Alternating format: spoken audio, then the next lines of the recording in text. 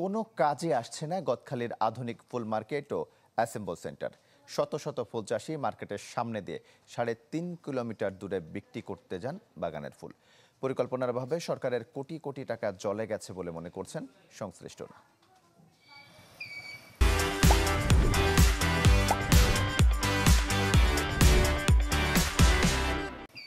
Bangladesh America সৌহার্দ্য ফুল বিপণন কেন্দ্র। ফুল বিক্রি নিতে মুখরিত থাকার কথা থাকলেও ভবন জুড়ে বিরাজ করছে শুনশান নীরবতা। ফুল প্যাকেজিং, বিক্রয় আর বীজ সংরক্ষণের জন্য ভবনটি গড়ে উঠেছে ফুলের রাজধানী খ্যাত যশোরের গদখালিতে। পরিকল্পনার অভাবে এটি কোনো কাজে আসছে না বলে দাবি ফুল চাষিদের। যেখানে ৪ থেকে ৫ হাজার লোকের সমাগম ঘটে, যেই ফুল চাষিরা তাদের ফুল ভ্যান সাইকেল নিয়ে আসে, এই জন্যে জায়গাটা অর্থাৎ সেই ফুল মার্কেটটা একটু প্রশস্ত হওয়ার দরকার ছিল। তাছাড়া এখন যেখানে মার্কেটটা রয়েছে এখানে কিন্তু অনেকটা ঝুঁকির ভিতরেও রয়েছে।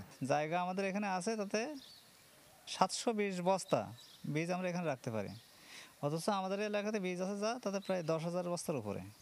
জমির মালিকানা সহ নানা জটিলতায় আটকে আছে প্রতিষ্ঠানটির কার্যক্রম। সাথে বন্ধ হয়ে আছে দুটি অ্যাসেম্বল সেন্টারও। এখানে বীজ রাখার জন্য স্পেস এত কম, 3টে ফ্লোর আছে, 3টে ফ্লোরের ভিতরে একটা স্পেসে ফ্লোরে ফুল রাখা যায়, বাকিগুলো রাখা যায় না। তো সেক্ষেত্রে ওই দুটাতে যদি রাখতে হয় তাহলে ওই দুটাতে মনে করেন যে আরও প্রায় 2-4-5 কোটি টাকা খরচ হবে। এটা পরিচালনার ক্ষেত্রে এখন কিন্তু আমরা হিমশিম খাচ্ছি যে এর টোটাল কার্যক্রম আসলে বাস্তবায়ন না হওয়ার কারণে, অন্য যে কাজ না হওয়ার কারণে এখানে কিন্তু পরিচালনা করার ক্ষেত্রে অনেক ঘাটতি হচ্ছে। তবে সমস্যার সমাধান করে মার্কেট দ্রুত চালু করার আশ্বাস জেলা প্রশাসকের। বিপণন সেন্টার সেটা আমাদের একটু মূল রাস্তা থেকে একটু ভিতরে হয়, সেখানে কৃষকরা যেতে একটু শঙ্কা বোধ করেন। তো আমরা সেই রাস্তাটা একটা সংস্কার ব্যবস্থা করব এবং সেখানে জায়গার একটু সংকট আছে। স্থানীয়ভাবে যারা কৃষক আছে তাদের সাথে কথা বলে সেই জায়গাটা কিভাবে চালু করেন সেইভাবে আমরা পদক্ষেপ নেব। 2021 সালে 27 কোটি টাকারও বেশি ব্যয়ে নির্মিত হয় আধুনিক ফুল মার্কেট ও দুটি অ্যাসেম্বল সেন্টার।